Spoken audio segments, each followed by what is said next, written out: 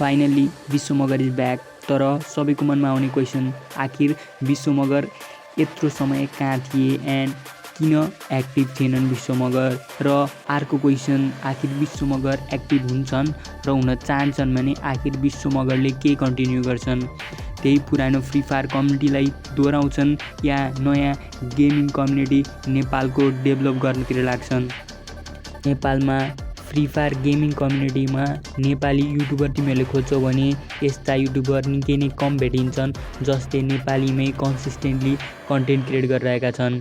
तर यदि तिमीहरूले पब्जीमा हेर्छौ भने यस्ता धेरै क्रिएटर छन् जसले नेपालीमा कन्टेन्ट क्रिएट गर्छन् र उनीहरूले राम्रो भ्युजको अटेन्सन पनि पाइरहेका छन्।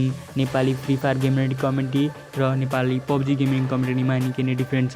तर एउटा यस्तो नेपाली गेमिङ कम्युनिटी नि छ जुनमा कोही युट्युबर छँदै छैन, the Nepali gaming community. Gaming community भनेको मैले गेमर, एउटा पनि यस्तो गेमर छैन जसले डिफ्रेन्ट गेम्स ट्राई गर्छ, जसले कुनै स्पेसिफिक गेममा जाँदैन। कुरा गरौँ just like mister junior years ago, किनकि मिस्टर जुनियरले धेरै वर्ष अगाडि 2-3 वर्ष अगाडि राम्रो गेमिङ कन्टेन्ट क्रिएट गर्थे। तर आजकल उनी सिर्फ जिटिआरपी मात्र भनिरहन्छन्। आखिर किन नेपालमा गेमिङ कम्युनिटी यस्तो ध्वस्ते भइसकेको छ? नेपालमा किन एउटा पनि गेमर छैन? आखिर यसको रिजन त एउटा अडियन्सलाई पनि जान्छ, किनकि अडियन्सले कहिले पनि सपोर्ट गर्दैनन्। आखिर एउटा इन्डियन युट्युबरले नेपाल भनेर कुनै कोड उसको भिडियोको एउटा सेगमेन्टमा एकचोटि लियो भने नेपाली अडियन्स त्यो गेमरकोमा गएर लेख्छन् love from Nepal.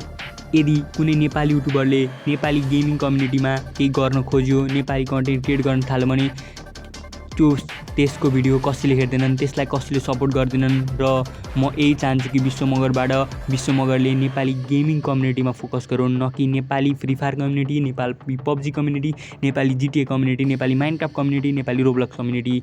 He should be a gamer in my opinion. तिमीहरूलाई पनि के लाग्छ? मेरो ओपिनियन सही छ कि छैन? You can tell me in the comment section.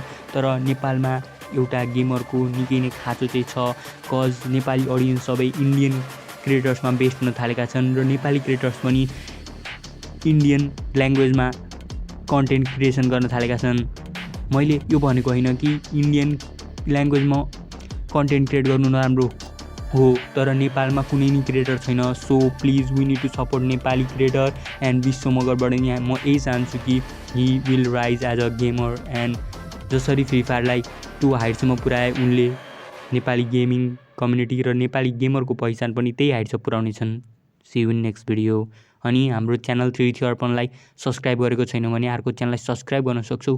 हामीले त्यस च्यानलमा एउटा गेमरको जस्तो भिडियो हाल्नेछौँ। Till then bye by.